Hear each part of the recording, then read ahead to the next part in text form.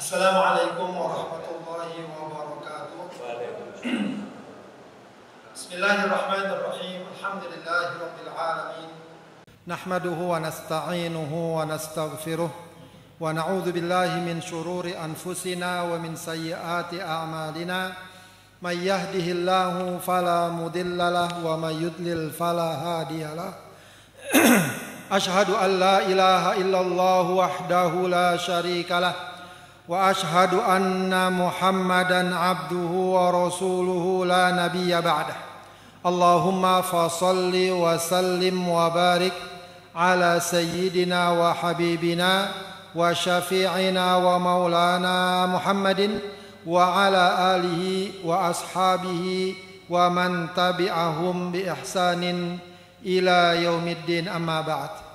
Para hadirin yang dimuliakan Allah Subhanahu wa taala, jamaah Masjid Asy-Syuhada, alhamdulillah pada malam yang barokah ini, malam Jumat Sayyidul Ayyam, ya, kita dikumpulkan dalam majlis yang mulia ini, yaitu majlis ilmu.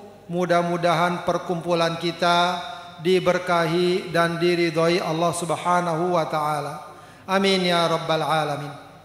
Para hadirin, sebagaimana saya sampaikan ya ke beberapa pengurus bahwa karena kajian kita pada kitab sebelumnya Matnul Ghaya wat Taqrib sudah selesai, sudah lulus alhamdulillah, walau tanpa ujian ya. Maka kita akan mulai lagi mengawali kajian kita dengan kitab yang baru ya, tapi dengan spesifikasi yang sama, yaitu kitab fikih juga. Bahkan kitab ini dikatakan sebagai penjelas atau syarah dari kitab sebelumnya. Ya, kitab sebelumnya adalah Matnul Ghaya wat Taqrib yang disusun oleh Abu Syuja, ya, Ahmad bin Al-Husain, ya, dan sudah kita baca kemarin bab demi bab. Maka kita akan bahas kitab yang setingkat lebih di atas. Namanya kitab Fathul Qorib Al-Mujib. Mungkin kalau di dunia pesantren kitab ini cukup familiar, atau juga di dunia kajian-kajian fikih Islam, dan dia dianggap sebagai salah satu dari kitab syarah penjelas dari kitab Matan Takrib. Begitu ya. Jadi kalau di metode ya atau model pendidikan tradisional itu dulu nggak kenal kelas 1, kelas 2, SD, SMP. Itu kajiannya itu untuk menentukan tingkatnya itu dari kitab yang dia bahas. Jadi kalau kitab tertentu berarti tingkatnya sudah tinggi. Ya, anggaplah Matan Takrib kemarin itu untuk tingkat ibtidai. Ibtidai itu SD lah, dasar.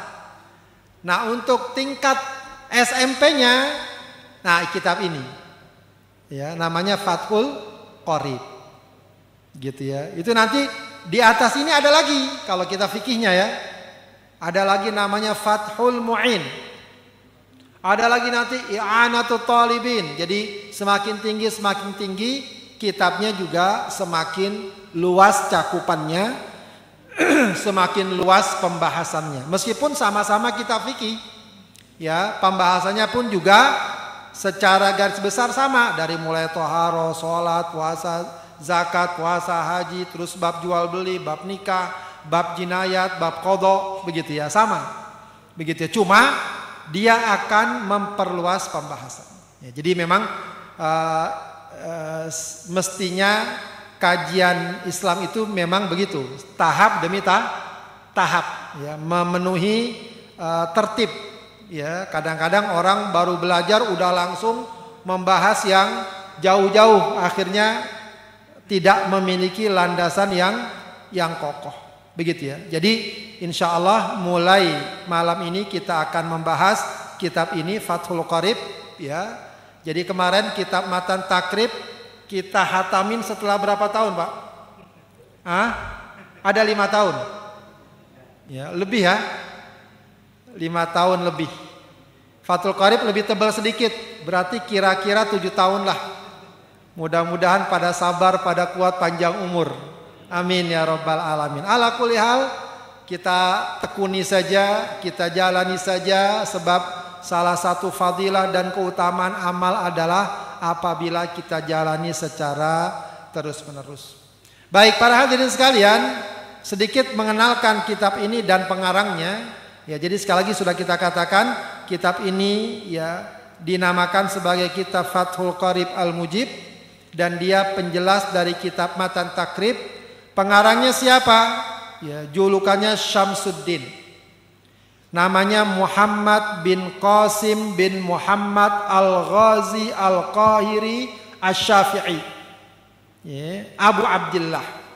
Al-Ma'ruf dikenal juga dengan Ibnul Gharabili. Ya, Ibnul Gharabili. Dia dilahirkan di Gaza. Jadi memang kota Gaza ini yang sekarang habis dibombardir oleh Zionis. Ya, namun mereka alhamdulillah sampai sekarang terus berjihad, ya, tidak mundur, ya, dan masih memberikan perlawanan. Itu juga negeri yang banyak melahirkan para ulama. Termasuk Imam Syafi'i juga lahir di Gaza. Nah, beliau ini pengarang penyusun kitab Fathul Qarib juga lahir di Gaza di bulan Rajab pada tahun 859 Hijriah. Jadi abad ke-9 Hijriah. Ya, beliau lahirnya di abad ke-9 Hijriah, yaitu 859 tahun 859 Hijriah. Dan dia tumbuh di Gaza, kemudian belajar, hafal Quran, hafal beberapa kitab, ya, dan kemudian pindah ke Mesir. Ya, makanya selain Al-Ghazi juga disebut Al-Qahiri. Beliau pindah ke Mesir, tinggal di sana, mengajar, memberikan fatwa, dan ya tentu beliau menjadi ulama yang disegani, ulama yang diakui ya keilmuannya, ya, diakui keilmuannya. Ya. Kemudian tinggal di sana, ya, dan juga memberikan pelajaran, ya, memberikan khutbah di Al-Azhar Asy-Syarif. Ya, jadi perguruan Al-Azhar itu perguruan yang sudah sangat kuno, ya. Sudah sejak zaman dulu sudah ada. Ribuan tahun sampai sekarang. Beliau juga sempat mengajar di perguruan Al-Azhar, ya. Dan kemudian wafat pada tahun 918 Hijriah. Ya. Wafatnya 918 Hijriah. Salah satu kitab yang beliau karang dan beliau susun dan kini ya hingga sekarang masih dikaji di berbagai tempat, di berbagai lembaga-lembaga Islam, di berbagai masjid, di berbagai belahan dunia adalah kitab yang sedang kita bahas sekarang. Ya, maka pada hakikatnya ketika kita membaca kitab dan kita merujuk kepada kitab tertentu, itu juga sebagaimana pernah saya katakan, upaya kita untuk menyambungkan kita dengan para ulama, ya, yang insya Allah mereka pun memiliki sanad bersambung sampai kepada Rasulullah Sallallahu Alaihi Wasallam, ya, sehingga insya Allah pemahaman-pemahaman yang kita ambil dari kitab ini adalah pemahaman yang sudah teruji, yang benar, yang memiliki landasan dan pedoman yang kuat sebagai pegangan kita dalam beragama. Baik, tentu kitab ini adalah kitab fikih dan landasan utamanya adalah sebagaimana kitab Matan Takrib. Kitab ini juga landasan utamanya adalah dalam mazhab Syafi'i, ya, sehingga kesimpulan-kesimpulannya secara garis besar mengikuti pedoman dan panduan dalam mazhab Syafi'i. Baik, para hadirin sekalian yang dimuliakan Allah Subhanahu wa taala, langsung saja kita akan bahas ya kitab ini dari awal, dan sebagaimana kajian-kajian fikih kita mulai lagi dari awal lagi, dari bab Thaharah lagi. Ya, begitulah ilmu. Ya, ilmu itu kalau kita bahas ya berulang-ulang memang. Ya, jangan merasa kita mengatakan saya udah pernah ngaji kalau bab Thaharah, ya. Mungkin semua bab sudah pernah kita bahas. Tapi kenapa kita ulang lagi? Bisa jadi untuk menguatkan pemahaman yang sudah ada. Bisa juga kita mungkin ada pemahaman yang perlu diperbaiki, yang perlu diluruskan, bisa jadi. Ya, atau juga terkait dengan permasalahan-permasalahan baru yang berkembang yang mungkin juga dapat kita ambil faedahnya. Baik, para hadirin sekalian, ya, kita awali pembahasan kita dari bab pertama, ya, yaitu Kitabut Thaharah, ya, bab tentang thaharah. Dan karena ini kitab syarah, maka biasanya dibaca dulu matannya. Matan itu adalah kitab dari matan Ghaya wa Takrib yang kemarin kita baca. Nanti akan dijelaskan oleh al-muallif satu demi satu, kalimat demi kalimat dari segi makna dan maksud tujuannya. Ya, jadi memang ini lebih teliti lagi. Ya. Qala al-muallifu rahimahullahu taala wa nafa'ana bihi wa bi ulumi fid dharaini amin. Kitabut Thaharah anwa'ul miyah, ya, macam-macam air, ya. Ya, macam-macam air. Al-miyahul lati yajuzut tathiru biha sab'u miyahin. Air yang boleh, ya, yang boleh digunakan. Nah, di sini dijelaskan oleh beliau, boleh itu maknanya apa? Yasihhu, ya, sah. Air yang sah kita gunakan untuk bersuci, ya. Itu ada 7 macam air. Ya, itu dalam kitab Matan Takrib. Ya, kemudian disebutkan pertama apa? Ma'us sama, air langit. Apa maknanya air langit? Dijelaskan oleh beliau, an-nazilu minha, yang turun darinya, wahwal matar. Maksudnya air langit adalah air hujan. Wa ma'ul bahri, ay al-milhu, air laut yang asin. Wa ma'un nahri, ya, yaitu air sungai, al-hulwu. Ya, ini mungkin kalau kita artikan secara letterlek agak aneh. Ya, kalau hulwu itu dari segi bahasa artinya manis. Ya, tentu saja maknanya bukan manis di sini, yang tawar. Wa ma'ul bi'ri, air sumur. Wa ma'ul aini, air mata air. Wa ma'us salji. Ya, ma'us salji ini yang mungkin kita kadang suka salah. Saya juga sempat dulu salah. Maaf, bukan ma'us salji, nggak masalah. Ma'us salji itu air es, air salju. Wa ma'ul barodi. Nah, ma'ul barodi ini yang ada pemahaman yang sudah kadung umum diartikan. Apa biasa diartikan ma'ul barod? Siapa yang tahu? Kalau dalam kajian fikih biasanya apa diartikan ma'ul barod? Dibilangnya air embun. Tapi kalau dilihat beberapa literatur, dicek yang disebut ma'ul barod itu bukan air embun, air es. Ya, jadi kalau yang turun kan macam-macam tuh, air dari hujan, air yang netes. Ada lagi salju, ada lagi air yang sudah keras, jadi kayak es. Ada nggak? Ya, kalau di sini mungkin agak jarang ya. Kalau di negeri Arab itu sering hujan tapi udah beku itu air. Jadi kayak es, jadi kayak es-es, kayak batu-batu kerikil kecil. Ya, itu sebenarnya makna dari ma'ul barod. Ya, jadi miriplah air hujan atau air salju. Jadi ini yang dikenal dengan 7 macam air, ya, yang sah digunakan untuk bersuci, ya, karena ini memang bab bersuci. Kemudian beliau mengatakan lagi, wa yajma'u hadhi sab'atu qauluka. Jadi 7 macam, ya, 7 macam air ini itu dapat disimpulkan dengan ungkapan Anda, ma nazala minas sama au naba'a minal ardi ala ayyi sifatin kana min aslil khilqah. Jadi 7 macam air tadi itu, ya, air laut, air sungai, air hujan, ya, air apa lagi? Air es, air mata air, ya, air salju. Itu kalau disimpulkan cukup dengan ungkapan apa? Ma nazala minas sama. Apa yang turun dari langit? au naba'a minal ard, atau yang keluar dari bumi. Ala ayyi sifatin, dengan sifat apa saja.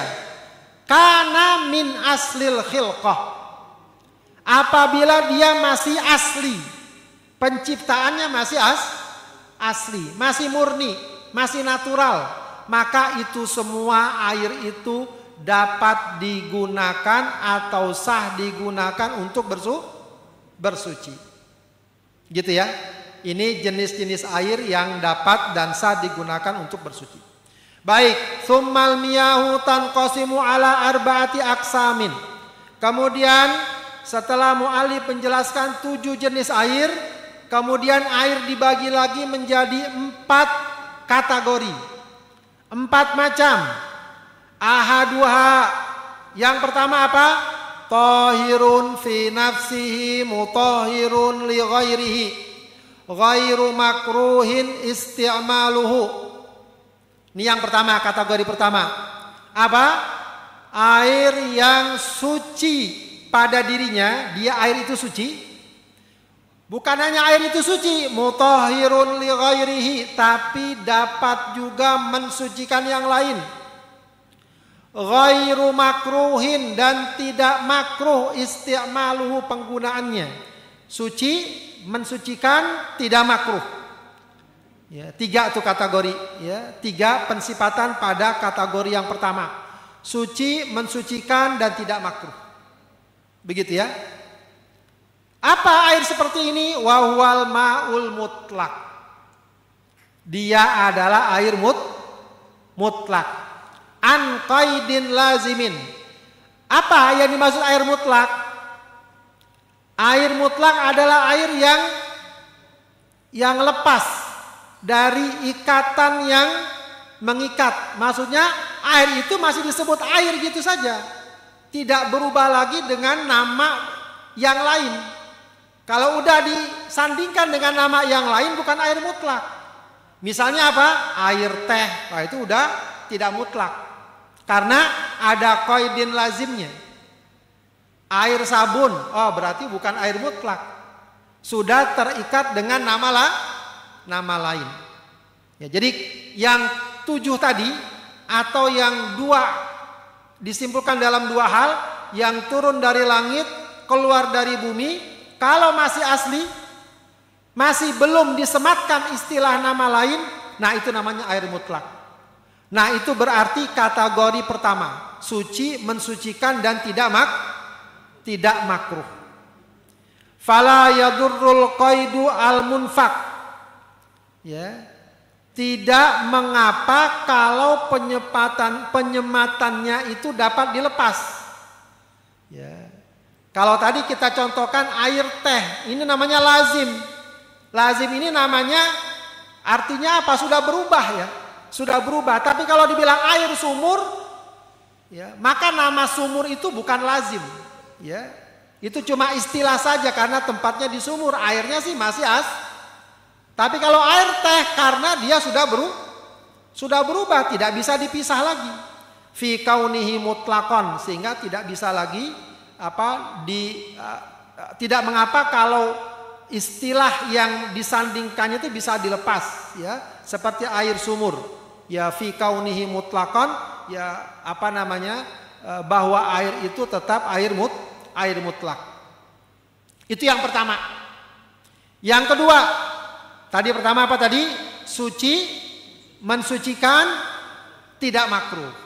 Yang kedua, jenis airnya apa lagi kategorinya? Tahirun fi nafsihi, mutahhirun li ghairihi, makruhun isti'maluhu fil badani la fis thawbi.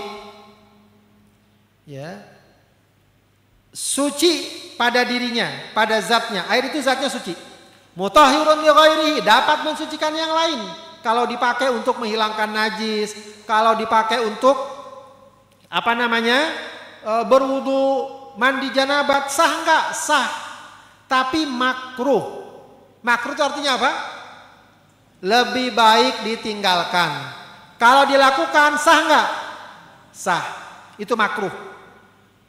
Tapi makruhnya digunakan di badan untuk keperluan badan kita. La fis saubi, bukan di baju. Air apa nih air seperti ini? Air apa yang makruh digunakan tapi dia sah? Ya, di sini disebutkan apa? Wa huwal ma'ul musyammas. Air musyammas. Nah, kalau dalam Fathul Qarib dijelaskan tuh air musyammas. Kalau sebelumnya dalam kitab Matan Takrib tidak dijelaskan, disebut air musyammas saja. Maka kalau kita bahas kitab ini dia lebih detail. Apa air musyammas? Ai al-musakhkhanu bi ta'thiri syamsi fihi. Yaitu air yang kena panas karena pengaruh matahari. Jadi panasnya karena pengaruh matahari. Ya, pengaruh matahari. Ya, jadi air musyammas adalah air yang panas karena pengaruh Nah, air seperti ini, air ini panas. Apalagi sekarang nih ya. Sekarang nih musim panas, kerasa juga tuh. Apalagi kalau di Arab itu kerasa banget tuh. Air panas, kalau langsung dipakai panas bener. Ya. Baik. Itu yang disebut dengan air musyammas. Nah, air ini kalau kita pakai bersuci, sah enggak suci kita? Sah. Wudu kita sah. Kita pakai buat mandi, sah.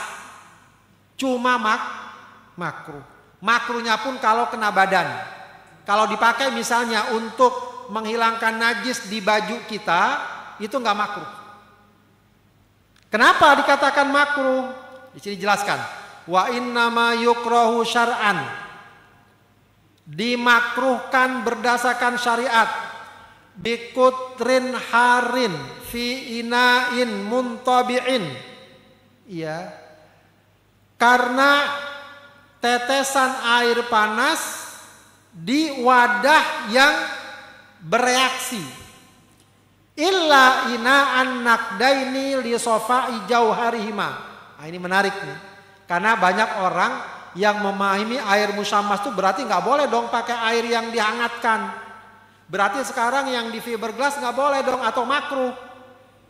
Ternyata di sini dikaitkan. Kenapa dimakruhkan? Karena ada tetesan-tetesan air atau ada air yang berada di wadah yang bereaksi. Kalau kena panas. Jadi zaman dulu orang mungkin nyimpen air ada yang di wadah kaleng besi. Sementara kaleng besi itu mungkin karatan, kena panas. Ya, jadi dia akan bereaksi, air itu bisa jadi akan ya berpengaruh. Dan kalau berpengaruh itu sifatnya apa? Dapat mengganggu kulit. Dapat merusak kulit. Karena itu oleh mu'alif dikatakan, makanya kalau tidak mengganggu tetap boleh secara mutlak. Makanya dikatakan illa ina'an nakdain. Kecuali kalau wadahnya terbuat dari apa? Dari nakdain. Apa nakdain itu? Emas dan perak. Taruh air di wadah emas, kena matahari. Emas itu enggak rusak. Tidak karatan emas itu. Ya, cuma masalahnya ada nggak orang nyimpen air di wadah emas? Ya, olok kata orang sekarang. Ya, olok, gentongnya dari emas, bangetan itu namanya. Ya. Nah, sekarang mungkin yang dekat fiberglass. Fiberglass itu kalau kena matahari panas, itu bahaya nggak kira-kira? Pengaruh nggak? Hah? Kalau misalnya berdasarkan penelitian ada pengaruhnya dan berbahaya bagi kulit kalau kita pakai karena panas matahari, ya makruh berarti. Berarti kalau mau pakai diademin dulu kalau biar nggak makruh, begitu ya. Biasa kalau udah sampai bawah sih adem ya. Ya, adem. Begitu ya. Maka pemahamannya wa idza baroda zalatil karoh, karena itu air yang kena panas matahari tadi kalau dingin nggak makruh lagi. Bahkan Wakhtaron Nawawi. Nah, di dalam kitab Fathul Qarib ini kita udah mulai dikenalkan pandangan-pandangan ulama yang kadang-kadang berbeda, bahkan di antara mazhab Syafi'i sendiri. Ya, jadi memang kalau belajar fikih Bapak sekalian, kita harus sudah mulai belajar sedikit demi sedikit, mungkin ada pandangan berbeda. Jangankan dengan mazhab yang lain. Di dalam mazhab Syafi'i kadang-kadang antara satu ulama dalam mazhab Syafi'i dengan ulama yang lain bisa jadi berbeda. Ya, jadi memang soal perbedaan ini dalam bab fikih itu sesuatu yang lumrah. Ya, jangan dikesankan apa begitu seakan-akan beda segalanya, tidak. Ya, cuma memang yang patut kita pahami, ya, perbedaan itu ada dua hal, ya, yang dapat kita tolerir. Pertama apa? Perbedaan itu bukan pada perkara yang sudah pasti dalam syariat atau dalam Islam. Ya, misalnya nggak ada perbedaan wajib tidaknya sholat 5 waktu, itu mah nggak ada perbedaan. Kalau ada yang coba-coba mengangkat itu, oh kami boleh dong berbeda bahwa sholat 5 waktu tidak wajib. Anda ke laut aja sana. Ya, nggak ada ulama yang tidak mewajibkan sholat 5 waktu. Itu sudah jadi ijma. Kalau soal itu jangan ngomong-ngomong perbedaan. Ya, perbedaan itu pada masalah-masalah yang memang belum ada kesepakatan para ulama, dalilnya pun mungkin belum jelas. Iya. Itu pun yang berbeda para ulama, ya. Kita nggak usah ikut-ikutan, kita mah babnya apa? Ngikut para ulama. Ya, kita ngikut para ulama. Jadi kalau ada orang yang berbeda dan dia tidak punya ilmu yang cukup, ya itu bukan kapasitas dia, bukan kapasitas kita untuk menyatakan saya berbeda, tidak. Kita kapasitasnya ikut para ulama. Baik, waqtaron Nawawiyu adamul karohati mutlakon. Ya. Al-Imam An-Nawawi memiliki pendapat bahwa air musyammas itu tidak makruh sama sekali. Apapun. Mau dari wadah emas, perak, besi, tembaga, kena panas, tidak kena panas, bagi Imam Nawawi tidak makruh. Berarti dia beda nih dengan pendapat mu'allif sendiri, ya. Kalau al-mu'allif atau matan takrib itu mengatakan kalau wadahnya dari besi dari yang lain kena panas mata itu makruh. Tapi kalau Imam Nawawi tidak. Baik, kemudian wa yukrahu aidan syadidas sukhunati wal burudah. Nah, karena konteksnya ini adalah bab yang dapat merusak kulit, ya, maka dikiaskan juga makruhnya karena sangat panas juga apabila sangat dingin. Jadi kalau pakai berwudu pakai air sangat dingin di musim dingin itu bisa makruh juga. Kalau kita mungkin belum tergambar ya. Kalau di negeri-negeri yang memang ada musim dingin kadang 0 derajat itu memang kerasa benar. Kalau berwudu atau kena air dingin, maka di sana yang namanya air hangat itu sangat dibutuhkan. Jadi kesimpulannya bagian kedua yang disebut air makruh ini kalau dalam konteks sekarang mungkin agak jarang didapatkan. Itu pun kalaupun ada tidak mengapa dari segi sah atau tidaknya, artinya tetap sah. Jadi kesimpulannya adalah dia lebih kepada faktor kesehatan, ya, karena untuk menjaga agar kulit kita tidak rusak.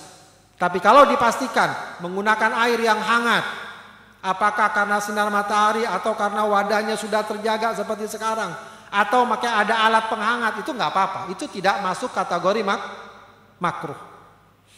Baik, itu kategori yang kedua. Wal qismus tsalis, kategori yang ketiga apa? Tahirun fi nafsihi ghairu mutahhirin li ghairihi. Ya. Tahirun fi nafsihi ghairu mutahhirin, ya. Li ghairihi. Suci zatnya, airnya suci, bukan air najis. Tapi dia tidak dapat mensucikan yang lainnya. Ya. Jadi nggak bisa buat berwudu, nggak bisa buat mandi janabah, karena tidak bisa mensucikan yang lainnya. Begitu ya. Apa air ini? Wa huwal musta'malu fi raf'i hadatsin au izalati najasin illam yataghayyar walam yazid waznuhu ba'dan fisalihi amma kana ba'da tibari ma yatasharrabuhul magsulu minal ma. Ya. Pertama adalah yang disebut air yang suci tapi tidak mensucikan adalah apa? Air mustakmal. Air ini jenis pertama dari kategori yang ketiga, yaitu mustakmal. Apa air mustakmal? Air yang bekas dipakai untuk bersuci. Bekas dipakai untuk bersuci. Habis wudhu, airnya ditampung lagi. Itu nggak boleh buat berwudhu lagi. Disebut air mustakmal. Adapun kalau sekedar kecipratan saja kita berwudhu, mungkin ada sedikit setetes dua tetes masuk ke dalam kolam, ke dalam ember tempat kita berwudhu, insya Allah nggak masalah kalau kayak gitu. Tidak masalah. Begitu ya. Yang masalah kalau dia ditampung.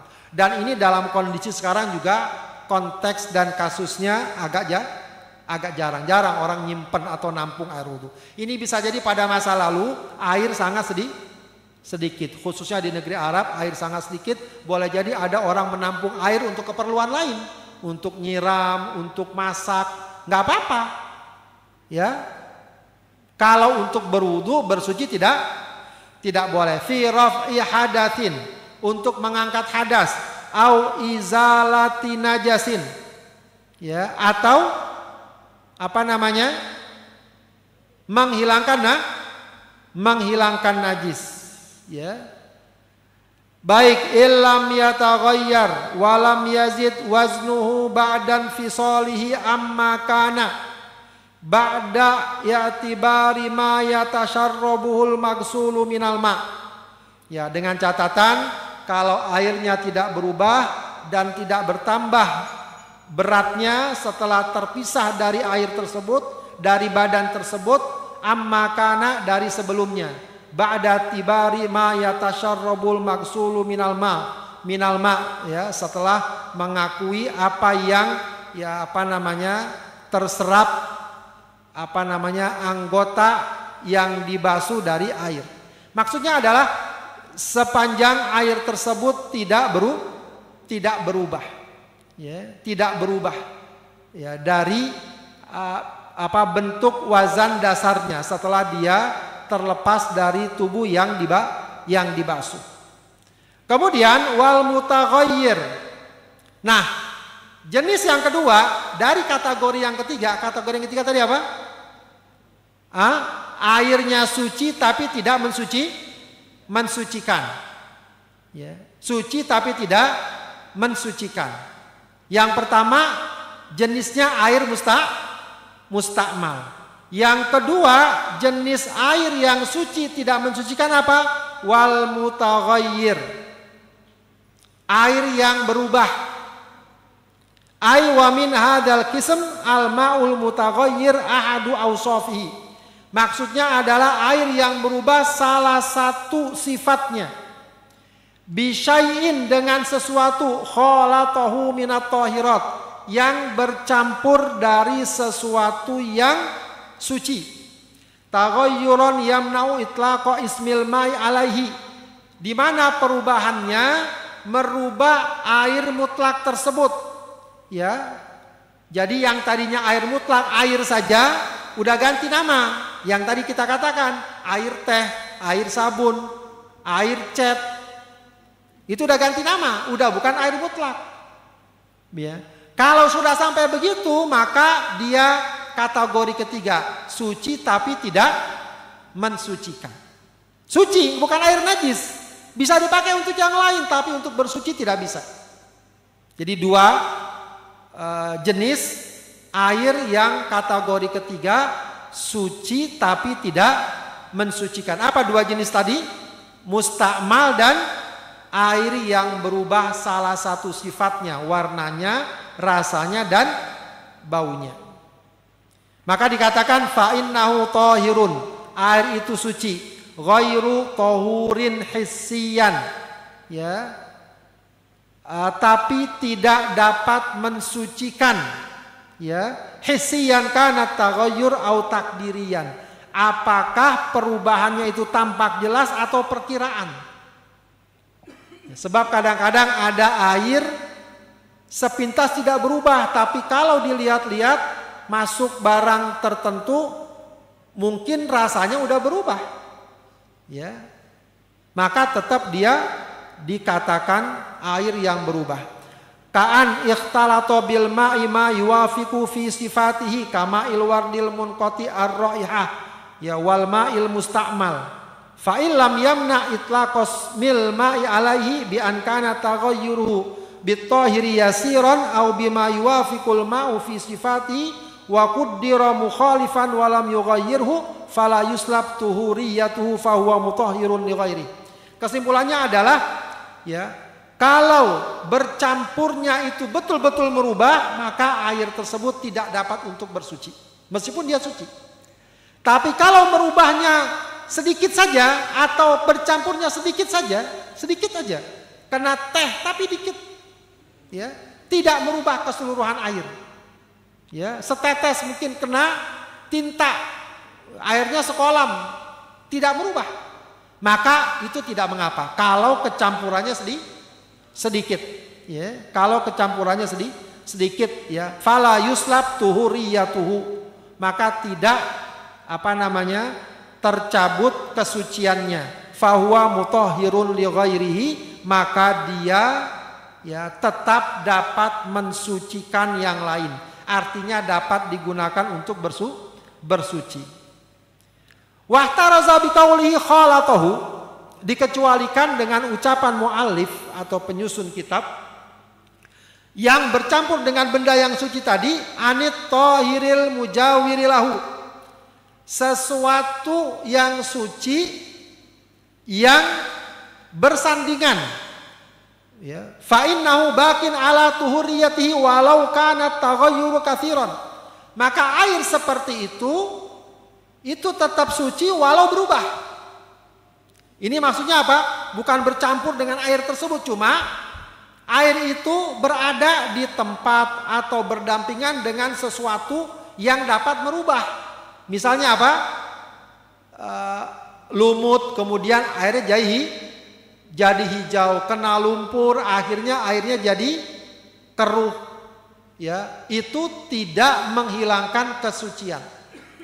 Biasanya dia terjadi kalau karena proses alami. Proses alami. Jadi airnya tadinya jernih lalu butek. Karena banyak lumpur, karena hujan, karena apa? Itu kayak Ciliwung gitu. Kalau lagi musim hujan butek dia airnya. Kalau enggak hujan dia jernih. Walau butek keruh tadi tidak masalah. Ya, tidak masalah. Di sini sebenarnya katinin wa tuhlub, kayak kena lumpur, wa ma fi maqarrihi wa mamarrihi, atau dia berada di tempat dan tempat lewat yang berwarna, dia jadi berwarna. Wal mutaghayyir bitulil mukfi, dan juga air yang berubah warna karena lama tergenang. Fa innahu tahurun, maka air tersebut tahur, suci. Ya, air tersebut suci. Dan yang terakhir, wal qismur rabi ma'un najisun, air najis. Najis. Air najis ini nggak bisa untuk bersuci. Airnya udah najis, buat bersuci nggak bisa. Kalau tadi nggak bisa bersuci, tapi airnya suci. Nah, yang keempat airnya najis. Air mutanajis maksudnya air yang terkena najis. Ya, kalau air kencing itu kan air najis. Kalau ini mutanajis, airnya asalnya suci tapi berubah jadi najis. Wa huwa qismani. Ya. Air najis seperti ini ada dua macam. Pertama apa? Ahaduhuma qalilun, salah satunya adalah air yang sedikit. Wa huwa alladhi halat fi najasah taghayyara amla. Air sedikit kena najis. Baik berubah tidak berubah, dia dikatakan najis. Itu kalau air sedikit. Nah, sekarang batasan air sedikit berapa? Wal halu annahu ma'un duna kullatain. Batasan air sedikit itu kalau kurang dari dua kula. Jadi ada air kurang dari 2 kula. 2 kula berapa Pak? Dulu batasannya berapa 2 kula? Berapa liter kira-kira sekarang? Sekitar 200 liter. Jadi kalau 1 toren itu ada dengan 2 kula. Toren lebih ya, 500. Kalau misal kurang dari 200, kurang dari 2 kula. Kena najis walau sedikit, walau tidak berubah dia jadi najis. Air seember kena najis, kecipratan kencing najis. Walau kecipratan. Nah, karena airnya sedikit. Ya, karena airnya sedikit. Berarti kalau airnya banyak, gimana? Ya.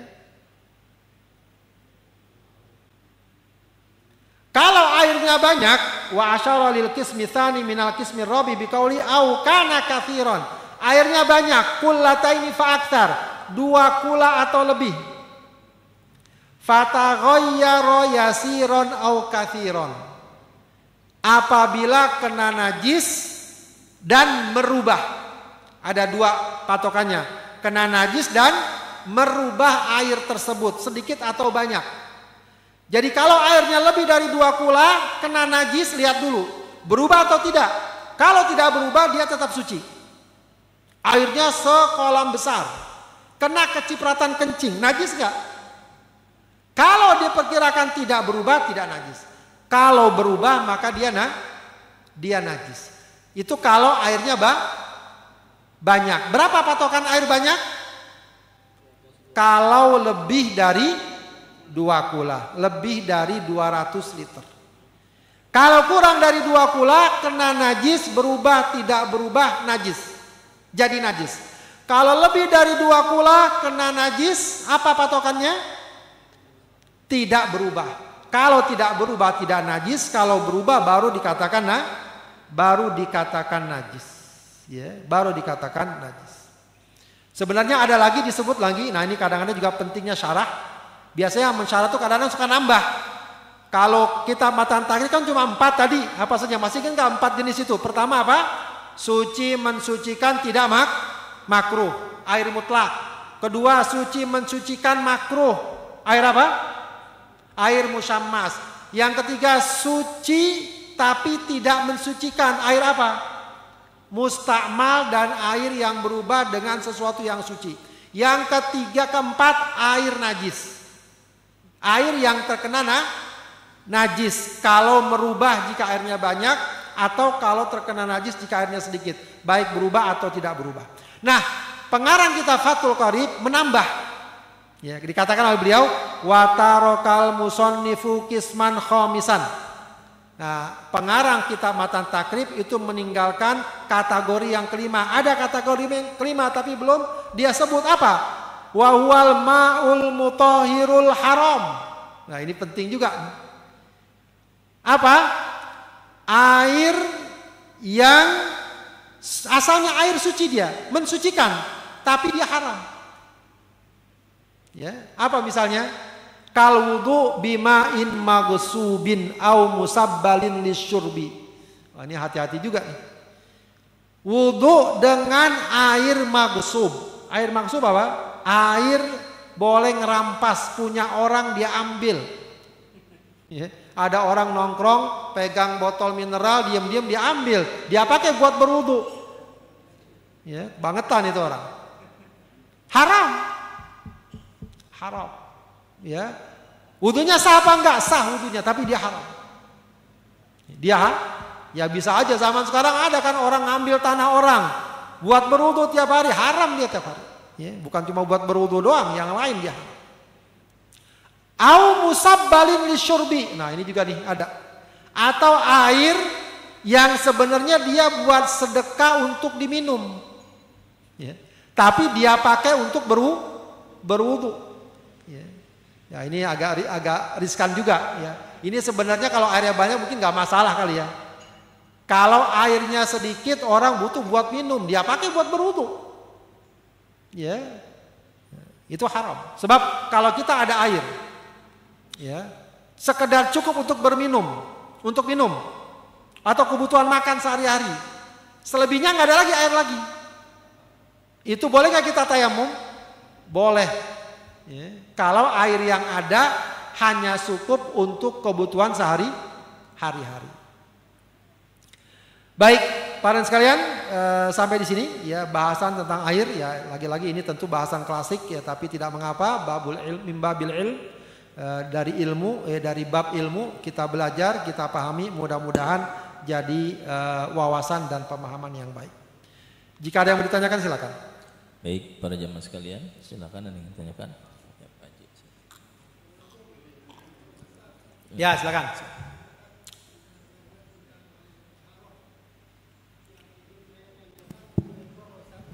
Yaitu air dari produksi alat pendingin AC, Pak Ustaz.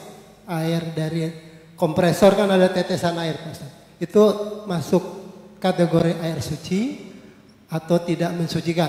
Kemudian air buangan limbah baik itu dari kamar mandi maupun dari pabrik masuk ke sungai. Kebanyakan di kampung, Pak Ustaz. Mungkin kasus-kasus saja. Kemudian kita jernihkan lagi karena mungkin di sana susah air. Kita proses menjadi air suci lagi. Ya. Bagaimana Pak Ustaz? Mohon pencerahannya. Terima kasih. Assalamualaikum warahmatullahi wabarakatuh. Assalamualaikum warahmatullahi wabarakatuh. Wallahu alam, air kompresor ya. Kira-kira ada yang berubah nggak tuh ya? Bau ya? Bau nggak? Nggak ada campuran-campuran kan? Nggak ada. Kalau nggak ada ya insya Allah jadi suci mensucikan. Kira-kira berbahaya nggak dipakai buat? Nggak ya? Ya kalau dikumpulin lama banyak juga ya seember ya. Kalau tidak ada terindikasi dia tercampur sesuatu yang merubah warna, rasa dan baunya nggak apa-apa. Ya dia tetap suci karena dia tetap kembali kepada hukum asal air. Begitu ya. Adapun kalau air kotor limbah kemudian ada teknologi yang dapat memisah air tersebut dari kotoran dan dipisah dengan air yang murni air, ya, murni air ya. Apa kalau air itu ininya, apa kimianya namanya apa? H2O. H2O. Ya. Murni air sudah, jika terbukti itu ada bisa menjadi suci, bisa menjadi suci. Sebab kalau dalam fikih air najis yang terkena najis itu bisa suci kalau apa? Kalau dicampur, misalnya air seember, kena najis nggak dia? Najis. Kalau kita campur jadi banyak jadi 2 kula, nggak najis. Jadi dia bisa berubah menjadi suci. Jadi kalau ada misalnya teknologi yang dapat memilah air tersebut sehingga dia bisa terpisah dari kotoran, dari najis, bisa. Ya, cuma masalahnya apakah itu bisa dipastikan atau tidak. Nah itu butuh juga ujinya ya, uji teknisnya gitu ya, labnya, klinis dan semacamnya. Ada gitu badan ya. halal. Wallahu a'lam. Tapi kalau cuma sekedar disaring aja, ya itu bukan berarti suci. Ya cuma disaring saja biasa. Tapi kalau ada teknologi yang dapat memilah-milah, begitu ya, yang najis, yang selain air itu bisa disingkirkan. Nah itu mungkin bisa. Ya. Nah kalau tadi sekedar limbah lalu dimasukkan ke air yang misalnya dia masuk ke sungai, ya tinggal dilihat aja sungai itu perubahan semua, terjadi perubahan nggak? Ya, misalnya masuk limbah mungkin tidak ada najis, tapi sungainya besar. Ya, sungainya besar. Ya, maka dia bisa jadi suci kalau seandainya secara umum tidak ada perubahan signifikan. Ya. Lain halnya kalau sungainya berubah juga, jadi hitam misalnya, kayak disunter gitu ya. Nah itu kayaknya nggak bisa tuh buat berwudu. Udah hitam bau lagi. Ya, nggak tahu sekarang masih kayak gitu atau enggak? Masih. Ada satu lagi Ustaz. Silakan. Assalamualaikum warahmatullahi wabarakatuh. Assalamualaikum. Ini biasanya yang agak repot kalau kita mencuci pakaian. Kenapa? Kita mencuci pakaian. Itu biasanya kan pakai mesin cuci. Nah kadang-kadang ada baju yang kena najis, ada yang tidak, kan cenderung digabung. Nah ini cara mengatasinya gimana gitu? Apakah apakah itu udah jelas sih kalau memang itu kan pasti akan najis karena airnya juga tidak akan sekolah karena cuma satu pak itu kan tidak terlalu banyak gitu. Gimana untuk ngatasinya Ustaz? Mungkin itu. Ya paling bagus sih memang kalau udah terbukti ada najisnya itu pakaian dipisah dulu. Paling aman tuh begitu, dipisah dulu, kemudian dibilas dulu secukupnya, ya baru dimasukin ke mesin cuci. Tapi kalau digabung begitu saja, bisa-bisa semuanya kena najis. Ya, semuanya kena najis. Ya, maka yang bagus adalah dia dibilas dulu dengan air yang mengalir, ya terpisah, baru kemudian dimasukkan ke mesin suci. Ya, tapi kalau dimasukkan langsung ke mesin cuci dengan najis-najisnya itu, ya khawatir najisnya tidak hilang, meskipun memang air itu keluar ya, dengan ada bagian air itu keluar. Itu mungkin juga sih sebenarnya. Cuma masalahnya dia udah bercampur-campur dengan yang lain. Begitu ya. Jadi bagusnya kalau orang rumah ya, apakah asisten atau keluarga ya, kalau ada yang najis itu agar teliti dipisah-pisah dulu lalu kemudian diguyur. Jadi itu nggak cukup sekedar direndam saja. Dia harus disiram sehingga air tersebut turun dan terpisah begitu ya. Itu cara yang paling hati-hati untuk menghindari najis apabila kita menggunakan mesin cuci. Ya, jadi dibilas dulu dengan air yang mengalir. Wallahu a'lam.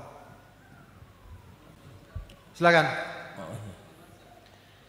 Air PAM insya Allah suci. Secara umum air yang menggunakan obat kaporit walau sedikit ada baunya, sejumlah fatwa yang menyebutkan dan membicarakan hal tersebut mengatakan dia suci. Karena obat-obatan itu justru tujuannya untuk membersihkan air. Ya, cuma mungkin masih ada pengaruh sedikit dari baunya. Nah, baunya itu tidak mempengaruhi karena obat-obatan yang digunakan justru tujuannya untuk mensucikan air. Wallahu a'lam. Termasuk kadang di kolam renang suka ada gitu ya. Ya, cuma tinggal dilihat aja. Kalau baunya terlalu menyengat, ya mungkin patut diwaspadai juga. Ya, kalau terlalu menyengat. Tapi kalau sekedarnya saja, ya insya Allah tidak masalah. Ada lagi? Coba cukup. Ya, bisa atap menutup dan sekaligus tutup dengan doa. Baik, para sekalian, alhamdulillah kita sudahi kajian kita. Mudah-mudahan bermanfaat dan berkah. Astaghfirullahaladzim, astaghfirullahaladzim, astaghfirullahaladzim. Hamdan yuwafi ni'amahu wa yukafi'u mazidah. Ya Rabbana wa ilahana lakal hamdu wa lakal syukr. Kama yanbaghi li jalali wajhika wa 'azimi sultanik. Allahumma shalli ala sayyidina Muhammad wa ala ali sayyidina Muhammad. Rabbana taqabbal minna innaka antas samiul 'alim wa tub 'alaina innaka antat tawwabur rahim. Allahumma ya muqallibal qulub tsabbit qulubana 'ala dinik. Allahumma ya muqallibal qulub tsabbit qulubana 'ala ta'atik. Rabbana hab lana min azwajina wa dhurriyyatina qurrata a'yun waj'alna lil muttaqina imama. Rabbana ighfir lana wa liwalidina warhamhuma kama rabbayana shighara. Rabbana atina fid dunya hasanah wa fil akhirati hasanah wa qina adzaban nar. Subhana rabbika rabbil izzati amma yasifun wa salamun 'alal mursalin walhamdulillahi rabbil alamin.